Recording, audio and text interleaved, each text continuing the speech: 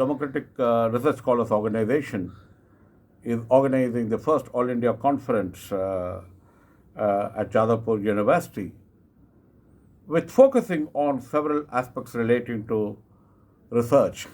And this is very, very important, particularly in the context of national education policy.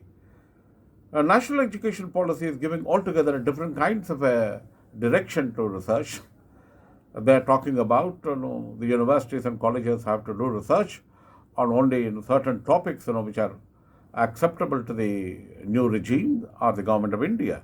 In fact, the University Grants Commission has recently issued a notification saying what kind of areas they should go about doing research. They are talking about Hindu nationalism. They are talking about doing research in terms of new knowledge, Indian knowledge systems, etc. So, in other words, when you look at those policies, very clearly established that they are anti-research policies. Research is based on evidence. Research is based on empirical studies. And what the government of India is saying, that we do not want such a research, in terms of trying to look at research relating to many, many areas, such as policy making research, or looking at the marginalized sections and their empowerment. They do not want that kind of research. So the role of colleges and universities to do research, teaching and research go together. And if you look at very carefully the national education policy, they're also not encouraging fellowships. There are now already junior research fellowships have been cut down drastically. There used to be Rajiv Gandhi fellowship, that also has been drastically cut down. In fact, when you look at the nature of money they are spending on research for students all over the country is not even less than 1%. As it is, when you look at the education budget itself is very dismally low in this country, just about 2% of the GDP. And then when you look at research funding for students, the facilities themselves are very, very, very limited. The data indicates not even 2% of the colleges and universities have got facilities to do research for science or humanities or social sciences. Primarily because they do not have funding, they do not have scholarship, they do not have fellowship for them to carry out research. And the national education policy has drastically cut down on research intake and research infrastructure. So it is very, very important in a country like India. India is a young nation. 30% of our population is below 70.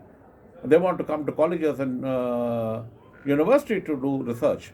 And the government is not going to be spending at least 3% of GDP on research. Right now, they are spending not even 0.8% on research. So we are demanding that 3% of money should be, of GDP should be spent on research.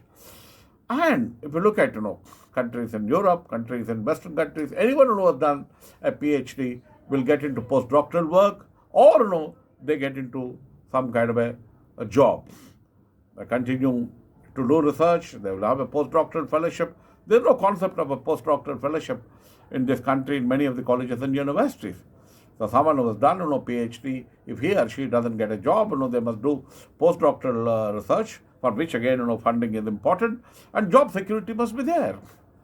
After doing a PhD, someone does not even get a job, because if you look at now almost about 40% of the vacancies in all the central universities in this country are vacant. About 50% of vacancies are there in IITs.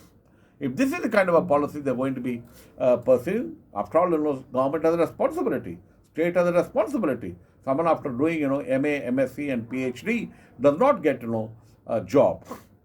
Does not get a job, what about, the other students, who just done, BSc and BCom and MA, what about their condition? Even PhDs in this country, unfortunately, now are unemployed or jobless.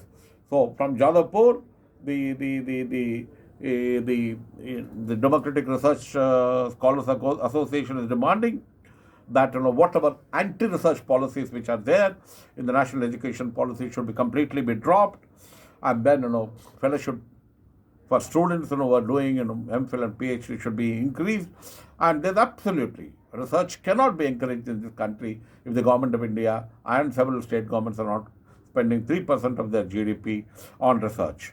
And then there must be an opportunity for them to get into universities to do teaching, and that is the responsibility of the government to see that all PhDs are employed in research labs and universities and colleges.